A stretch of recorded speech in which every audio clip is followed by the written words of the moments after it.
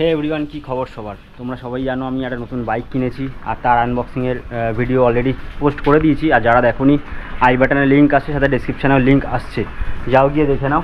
তো নতুন বাইকের প্রচুর ছোটো ছোটো কাজ থাকে, সেইগুলো নিয়ে আজকে বেরোচ্ছি। মেনলি ল্যামিনেশন করাবো আজকে আমি, আর কোথায় ল্যামিনেশন ভালো হয় সেটার ডিটেলস আজকে দেবো তোমাদের। আর ট্রায়াম্পে সেরকম একটা কিছু নেই, টেন্সি আর দুটো সাইড প্যানেল রয়েছে। সাইড প্যানেলটা দেখি, নাও করাতে পারি, আবার করাতেও পারি। তো আস্তে আস্তে সব বলবো, তোমরা পুরো ভিডিও দেখতে থাকো। তো ডিটেলস দেবো, ওখানে গিয়ে আরও ভালোভাবে জানতে পারবো রাহুলদার থেকে।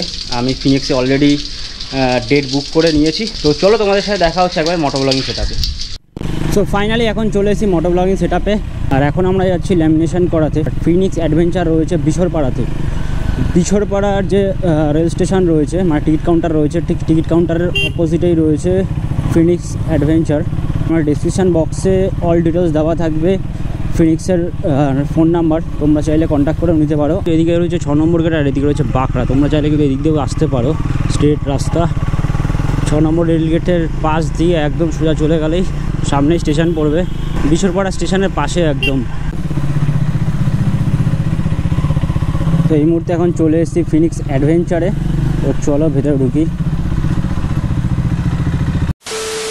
আমার গাড়ির কাজ শুরু হতে হতে অনেকটাই লেট হয়ে গেছে, কারণ আমার আগে একটা গাড়ি ছিল হিমালয়ান 450, ওটার অলরেডি এখন পিপিএফ এর কাজ চলছে, অলমোস্ট শেষ। তারপরে আমার গাড়ি ঝরবে, তার আগে আমার গাড়িটাকে ফুল ওয়াশ করছে। যে পার্টগুলো ল্যামিনেশন করবো সেই পার্টগুলো ভালো করে শ্যাম্পু জল দিয়ে ওয়াশ করছে, যাতে কিনা ধুলোবালি যাতে না থাকে।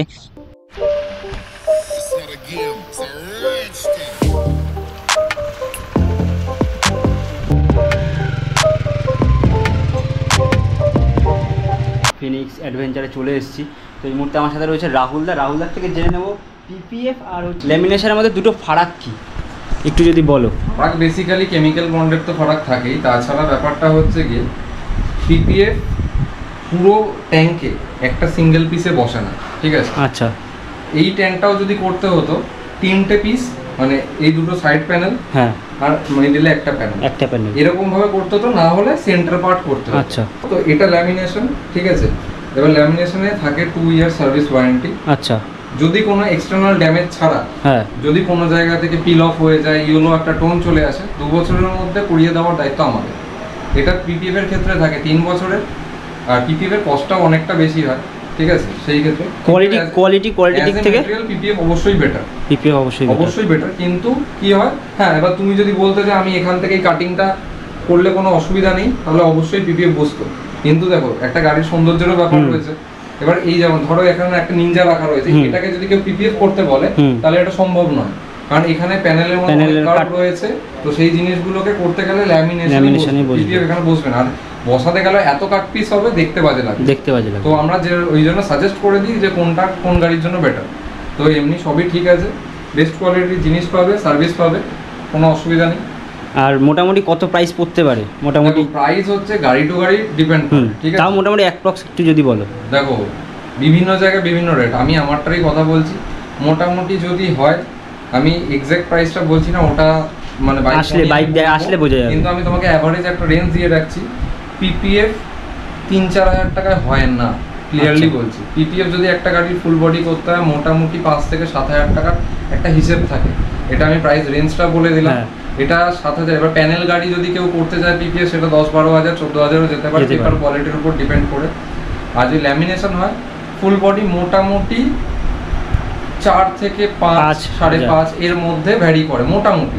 এবার গাড়ির প্যানেল, গাড়ির কিরকম স্ট্রাকচার আছে সের উপর ডিপেন্ড করে। আর হচ্ছে কি পেপার কোয়ালিটি, কারণ হচ্ছে কি ধরো একটা আমি যে এস্টিমেট দিলাম একটা পেপার কোয়ালিটিতে, তার থেকে 3-4 গুণ ডবল এস্টিমেটেও কিন্তু কাজ হয়। সেটা সেলফ হিলিং থাকে, অটো হিলিং থাকে, তো অনেক ব্যাপার রয়েছে। সেগুলো ইন ডিটেলস বলতে গেলে বাই ফোনেই কথা বলতে হবে, হ্যাঁ, সে জানিয়ে দেবো, কোনো অসুবিধা নেই। তোমার কন্ট্যাক্ট নাম্বারটা বলে দাও। আমার কন্ট্যাক্ট নাম্বার 9038702292। আর আরেকটা নাম্বার রয়েছে অ্যানিদা আপাতত নেই, ভেতরে গেছে, 7044944812। এই দুটো নাম্বারে কল করবে, আমরা সব ডিটেইলস দিয়ে দেব। তোমাদের এখানে মোটামুটি কটা ব্রাঞ্চ রয়েছে? আমি তো জানতাম দুটো ব্রাঞ্চ রয়েছে, বিরাটি আর একটা বিশরপাড়া। বিরাটি সবথেকে পুরনো। এখন বিশরপাড়ায় হচ্ছে কি আমরা বাইকের স্পেসিফিক কাজগুলো করছি, কারণ বিরাটিতে কাজ করা সম্ভব হয় না, তো এখানে সম্পূর্ণ শিফট করে নিয়েছি। খুব ডিস্টেন্স নয়, 1-1.5 কিলোমিটার ডিস্টেন্স। আর বাঘাযতীনেও একটা আমাদের ব্রাঞ্চ রয়েছে, নতুন ব্রাঞ্চ খুলেছে। হ্যাঁ, ওটাও অনেকটাই পুরনো হয়ে গেছে, ওটা মোটামুটি 3-4 বছরের উপর হয়ে গেছে। তো ওখানেও মোটামুটি সব কাজে, ওখানেও ল্যামিনেশন পিপিএফ হয়, এখানেও হয়। বিআরটিতে হয় না, ওখানে শুধু রাইডিং অ্যাপ্রেলস পাবে। তো ওখানে সব জিনিসপত্র, আর এখানে হচ্ছে বাইকের সব কিছু পেয়ে যাবে। আচ্ছা আচ্ছা। তো ল্যামিনেশন পেপার বসানোর আগে শ্যাম্পু জল স্প্রে করে নিচ্ছে, যাতে ওরা স্মুথলি কাজ করতে পারে, পেপারটা যাতে ভালোভাবে বসে আর সাথে বাবলস যাতে না হয় আর ফিনিশিংও ভালো আসে, সেই কারণে আগে শ্যাম্পু জল স্প্রে করে নিচ্ছে, তারপরে ল্যামিনেশন পেপার বসানো হবে।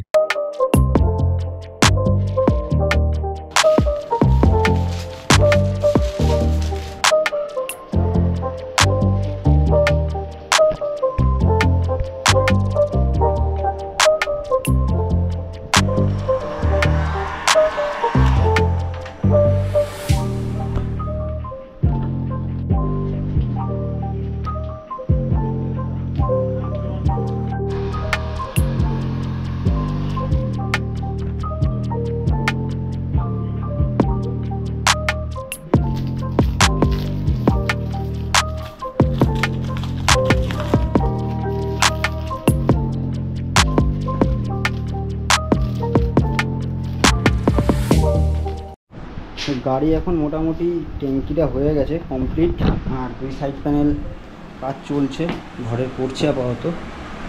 আর এখন ঘড়ির কাঁটা বলছে তো 12টা 2।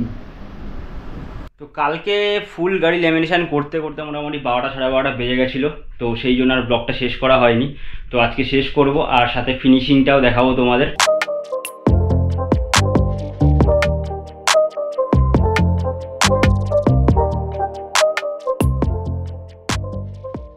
তো যারা আমার ব্লগ দেখে ফিউনিক্সে যাচ্ছ ল্যামিনেশন করাতে, তারা অবশ্যই আমার নামটা বলো, তাহলে তোমাদের কিছু ডিসকাউন্টও হয়ে যাবে। তো আজকের মতো ব্লগটা এখানে শেষ করছি, দেখা হচ্ছে নেক্সট ব্লগে। One life one world, so explore it. চলো বাই।